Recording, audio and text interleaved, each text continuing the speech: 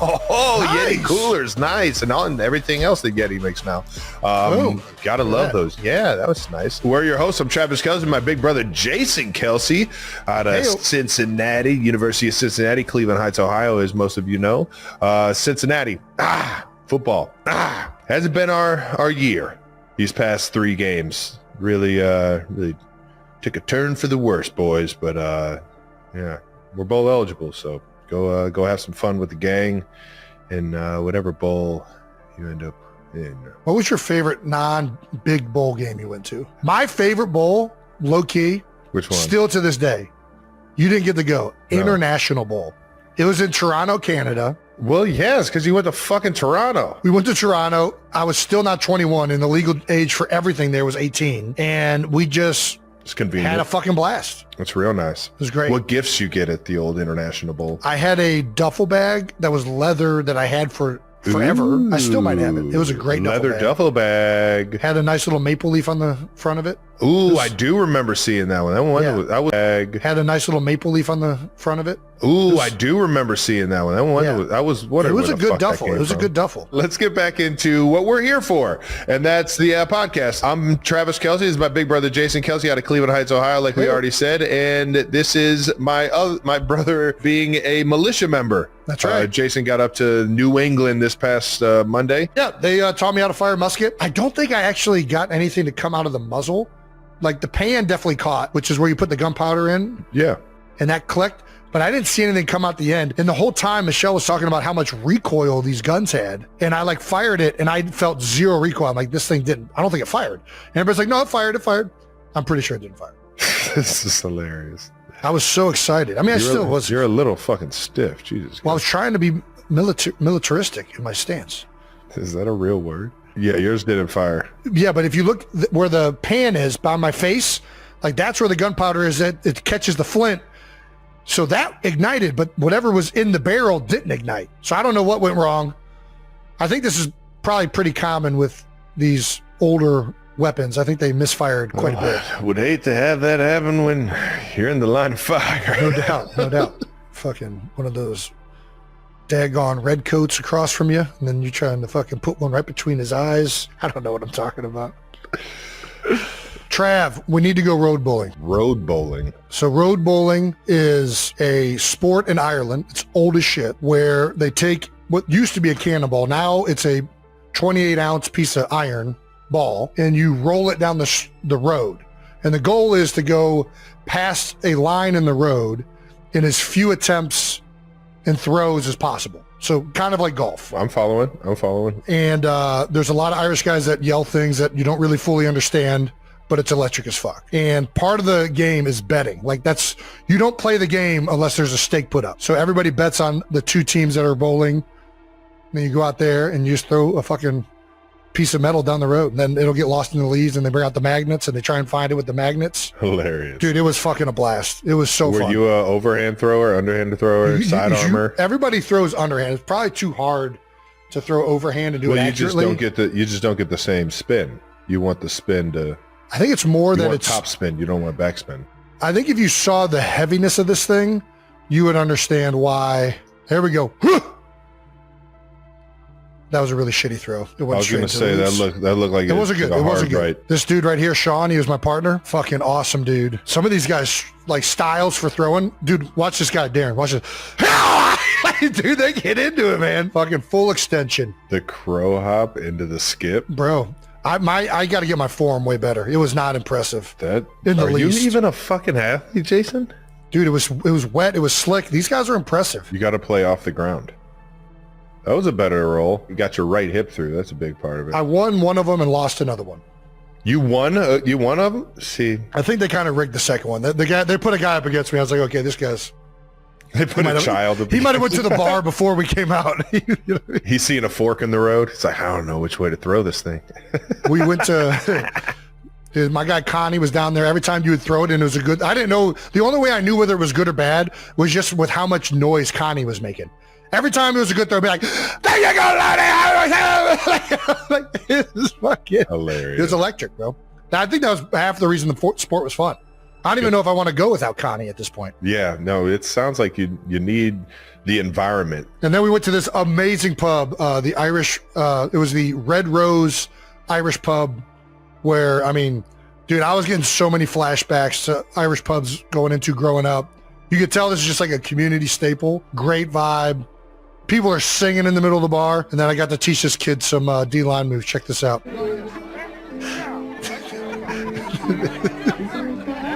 He has no idea what just happened. The push-pull is a shocking move. He still didn't really have it down. Because you did it right. When you do it right, the push-pull is just like, what the fuck just happened? Yeah. And that's what you just did to that kid. That kid just was like, holy shit, Ninja just put his hands on me. Hold on, I'm going to send another one. Check out this guy singing. When the dawn is breaking, my heart is breaking too.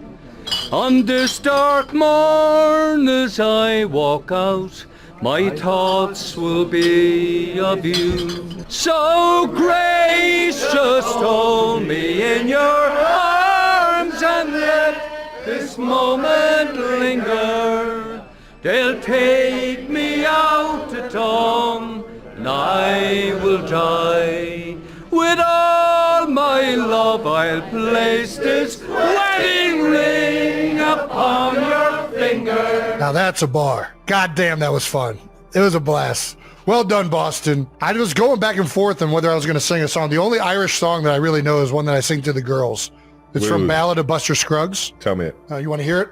Yeah. God damn. As I was a-walking down by the loch. Went into a character here. As I was a-walking one morning of late. Okay. Who should I spy but my own dear comrade, wrapped up in flannel, so hard is his fate. I boldly stepped up to and kindly did ask him, why are you wrapped in flannel so white? My body is injured and sadly disordered. I can relate. All by a young woman, my own heart's delight. Oh, had she but told me when she disordered me, had she but told me of it at the time, I might have got salts or pills of white mercury. Now I'm cut down in the height of my prime. Oh, no. Get 6 pretty maidens to carry my coffin. 6 pretty maidens to bear up my pall, and give to each of them bunches of roses, so they may not smell me when they go along. And then I say, good night, Wyatt. And then I won't leave. Dude, that left me speechless. Jason, when the fuck did you ever learn that? I like singing to the girls at bedtime. I'm a big fan of telling stories. Here's the thing. There are so many fucking kids books. And I'm going to be honest. Tell me it. Tell me your honest opinion of them. Here's the honest opinion. Every rundown schmuck with a fucking typewriter can make a children's book these days. And I don't think that everybody should be having children's books. I'm into the Dr. Seuss's, the freaking 3 Little Pigs. I like the stories that have survived a long time, and there's a reason for these iterations existing. I don't need to know about the fucking pink cupcakes. I don't need to fucking, give me the Caterpillar book. I like the Caterpillar book when I was growing up. The banger, yeah. What is it, Carl or whatever? I'm out on a lot of the newer children's books. What you're doing when you're reading kids books is you're hardwiring the software upstairs, right? Okay. So when you're telling The Boy Who Cried Wolf, you're trying to correlate, hey, lying makes people not trust you, and eventually that's a bad thing to do. Yeah. And here's a story that correlates why you shouldn't do that. And it ends up really bad for him. He gets all of his sheep eaten because he couldn't fucking, tell the truth. Yeah. Yeah, right? Get anyone to believe him, yeah. So a lot of times I just end up telling those stories, or I make stories up that are off of those old stories. That man, if we had a recorder for those ones, man, fuck. Dude, one night, because sometimes the girls will tell me they want like one of their stuffed animals in the story, or like they want to be in the story themselves. Yeah. And I'm like, all right, I'm about to do Pinocchio. And Ellie's like, oh, put, I forget what stuffed animal it was. Put Slothy in the video, or put Slothy in the story. I was like, okay, right. One night, Ellie wished upon a star. And Slothy so magical came to life. And her eyes went just... and she didn't move. And she was just holding the stuffed animal. And I got through I had like a Jiminy the Cricket figurine. I had a whole conscience thing going on and everything. The only thing after the story, Ellie was just so terrified that she was holding. This is so good. Kylie was furious. She's like, what the fuck is wrong with you? She said put her in the story. So anyways, while I do that, I also, if I hear a tune or a song that I like, I like to sing. You remember it? Those, yeah. Nice. Well, you're a great dad for that. That's awesome stuff. Should we start the podcast yet? I'm just going to leave it like this. I'm not cutting a goddamn word out. It's going to be... We're going free form this week, folks. Is there structure? Not really. Subscribe on YouTube, Wondery Plus, wherever you get your podcasts, and follow the show on all social media at New Heights Show with 1S for fun clips throughout the week. Jason, why don't you tell everybody what we actually have coming up on the show? Alrighty, we've been talking for over an hour and a half already, but coming up on this episode, 92%ers, you're going to hear a little recap from Thanksgiving week in the NFL, talk about the Fat Guy Fight Club that we started at the Lincoln. Oh, shit. We've also got George fucking Clooney on the show today. How about that? George Clooney? Gonna be 3 Bearcats on this podcast later. Oh, little do they know. We claim them. We claim We're them. claiming. Are you kidding? I don't care if it's for a week and he dropped out. I don't even care if he just got accepted, but he never took a class. He's a Bearcat. All right, before we get into that, let's start with what we always start with, and that's a little bit of that new news. New news. New news is brought to you by Xfinity. Ooh, nice. Xfinity is bringing us new news, and the first part of new news, we got a belly bucking champion. That's right.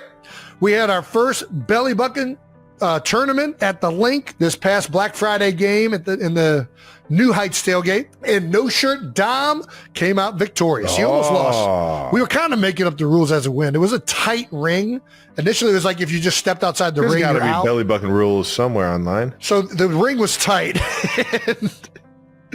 Initially, it was like if you take one step out, we're gonna end the match. Yeah. But it was people were taking steps out all over. We ultimately was like, okay, if you can get 2 feet out of this thing completely, then the round's over. Man, I feel bad for anybody that lost with 1 foot out. Nobody lost with 1 foot out. Oh, that's the thing. It was very apparent from the first one. It's like, okay, we can't do that. It became apparent who won each time. And No Shirt Dom, he had a nice side step. At one point, it looked like he was going to lose. And he kind of like readjusted and kind of got his belly back into it. That boy. I mean, go figure. You know, a guy that is committed to not wearing a shirt wins the belly bucking competition. He's very belly positive individual. We also had Jeffrey Lurie stopping by. Oh. Yeah. Andrew Whitworth stopping Big by. Whit. Nice. That's right. Guy once had a belly, no belly anymore. That's right. Well, yeah. He's still barrel chested like a motherfucker, though. He's still got that chest on him. Yeah. We signed a copy of somebody's Twilight. That's right. Book. And yeah, we got some 92%ers that asked some no dumb questions. I think I would redo the no dumb questions, Brandon, for our next iteration of tailgating or really just going out with fans. I think we got to bring the no dumb questions to the fans. It was hard to get them to think of them on the spot. Yeah. I like the idea of like, let's go in there with a predetermined kind of things put them we on the want spot. answered. Put them on the spot where they don't get to think about this. You tell us how many holes a straw has, and I'll tell you why you're a fucking idiot. Note taken. But the 92%ers are great. Wow, you actually have a notepad? Intern Brandon is always Why didn't everything, I came with a computer. I don't have a notepad. I want a notepad. Oh, I got a computer. There you go. You just write it. Why would I do a notepad when I have this? Jason, you got a little bit of a belly bucking in there. You want to tell everybody what the I'm not gonna lie, I did kind of make the belly bucking competition just so there was something that at one point I knew I would eventually get in there and get in the belly action. Little belly on belly. Me and No Shirt Dom. So this is No Shirt Dom right here. He was our champion. We decided to have a little friendly one. The only thing that wasn't really a bucking. That was an offensive lineman, duck walk. get the hips in there. I wish it would have been more of the bucking action. I don't think Dom was ready for it. There wasn't much thrust in there. But it was fun. I think Nice. that helmet was was cutting off the circulation in my brain. Yeah. All right. Well, fun. What did you think was the technique of the bucking? What was the best technique you saw? Because in the video that we saw, there was a lot of thrusts. Was it more just like a bulldozer deal, or were guys trying to get leverage? Well, that's what I kind of mean. I feel like when if you would have gone back to then thrust and that person stayed into you, when you went back, you were going to go backwards. So it felt more like guys were kind of like getting their hips and bellies stuck to each other and then just kind of pushing. That's not a buck. You got to buck. I know. I'm kind of with you. See, you got to lay that law. I don't know how to enforce that though, Travis. You got to lay that law. I don't know how to enforce it. If you're not thrusting, you're Augustin. You got to thrust. Let's see it. Yeah. Let's see it. Ooh, there's a buck. My man, get up in there. See, this is why you need to grab. My man Brendan was trying holsters. He You was got to grab trying those to buck. holsters. You got to grab those holsters. You got to put hands in the pocket. Yep. I get why the original video showed a lot of that. Yeah, that's good technique though by Dom. That's good. He's using shoulders. That's why I like hands behind the back. Well, you can still shoulder with your hands behind your back. Yeah, but you can't like fucking keep them right here. You can't like roll it. Yeah. Yeah, I see what you're saying. It's a good point. Finally, we're teaming up with Amazon as a part of their holiday giving initiative. That's right. We're in the holiday season. How about it, man? It's December. We're supporting an organization that is incredibly close to our hearts. That's right. Operation Breakthrough in Kansas City has been an organization that I've been a huge fan of and huge supporter of since I've been in Kansas City. That's right. Amazon is working with an incredible organization across the country to support local communities by providing essential items, books, toys, and gifts to families who need them during the holidays. And we're honored to be highlighting Operation Breakthrough because of all the work they do every single day in the Kansas City area. For those of you that don't know what Operation Breakthrough is, Operation Breakthrough is kind of like a school teaching these kids all of these trades and skills and things that they can be ready to go into the workforce for straight out of high school. Some of them even are entering it while they're in high school. It also supports their families. Like there's food, there's and that's where it originally started. It was originally started for the families and the kids that needed it around the Kansas City community, and they help with meals that go home to these families. Not only is it like an actual school, but it has after school care for the kids. And during this after school care, they get opportunities to learn and these extracurricular activities that they get to kind of latch onto. And that's where I've been able to help support it with the foundation that I have on help giving them those skills like STEM lab skills, science, technology, engineering, math, all these different avenues that they can go down and really experience and latch onto and see if they love them. And that's what the beauty of this organization is it's giving these kids something that they wouldn't have otherwise. And it's awesome to, have Amazon team up with them as well as New Heights. Yeah, I mean, Trav, you've been involved with Operation Breakthrough for a long time in Kansas City. I recently just got involved last year. I've been to like the car show before, Kelce Car Jam, which Operation Breakthrough is a part of that as well. But recently they're converting an old pickup truck to electric. The students and the faculty there at Mind Drive and at Operation Breakthrough. Oh, yeah. Converting an entire vehicle to electric diesel hybrid. I was going to say it's a hybrid. I was going to see if you even knew this. So actually it's going to get more miles to the gallon per se or the battery, because it's going to be able to fuel the battery to recharge itself in a sense, and you'll get longer mileage, which is it's a lot of bing going on in my mind. But these kids and the adults that are helping and kind of guiding. Oz. Yeah, shout out to Oz. And in the ever-twisting narrative of celebrity romance, few stories have captured the world's attention quite like that of Travis Kelce and Taylor Swift. The tale, as unlikely as it is cinematic, began with a simple gesture, a friendship bracelet, a phone number, and a dash of hope at a Kansas City-era's tour show. Travis Kelce, a towering NFL star, had no idea if his bold move would go anywhere. On his podcast, he recounted how the bracelet never quite made it to Taylor's wrist, but what he didn't know at that moment was that the universe had already started carefully weaving the threads of their story. Months later, all eyes widened as Taylor Swift was spotted in the stands at a Chiefs game, her presence igniting a media frenzy that no one, not even the couple themselves, could have predicted. Yet, Behind the scenes, away from the cameras and the speculation, Travis and Taylor were quietly building a real connection. As Taylor later revealed in her Time magazine profile, by the time the world caught its first glimpse of them together, they were already a couple, their foundation laid in laughter, late-night calls, and the kind of conversations that stretch into the early hours. There was something refreshing in the way they managed to keep so much of their beginnings private, a feat nearly impossible in the age of viral everything. 4 months, their relationship was theirs alone, a secret world where they could just be themselves, unburdened by fans' expectations or tabloid headlines. When they finally stepped out into the public eye, it wasn't some orchestrated spectacle but a natural progression, an acknowledgement of a bond that had grown too wonderful to hide. Fast forward 2 years, and the couple made headlines once again with the announcement of their engagement, a moment celebrated by millions but cherished most deeply by the two at its center. Despite endless speculation about wedding venues and dates, Travis and Taylor have kept the details close to their hearts, savoring the process of planning their future together. Taylor, ever the creative, has reportedly been dreaming up ideas, each more magical than the last. The excitement isn't just about the big day, but about the life they're building, the shared dreams and whispered plans. Their romance, though played out on a world stage, is defined by its quieter moments. In May 2024, fans caught a glimpse of this during their getaway to Lake Como, Italy. Photos surfaced of the couple dancing along the water's edge, blissfully unaware, or perhaps just unbothered, by the ever-present lens of paparazzi. Travis would later describe those days as epic realizations of the beauty the world has to offer, each morning a new adventure with Tay by his side. The imagery was enough to send fans into a collective swoon, but it was the sincerity in Travis's voice that made it unforgettable. For all their fame, the couple has remained fiercely protective of their privacy, setting boundaries with the media and even with their own teams. Mark Donovan, the president of the Chiefs, spoke openly about the care taken to respect their relationship, vowing that Taylor would never be used as a spectacle for ratings or press. The stadium broadcasts, he insisted, would never focus on her, a promise that set a new standard for how celebrity relationships are treated in the public arena. Even so, the press can't help but be captivated by the dynamic between the pop superstar and the football champion. Every appearance, every candid photo, every offhand comment on a podcast becomes a piece of the puzzle, feeding a fascination that shows no sign of fading.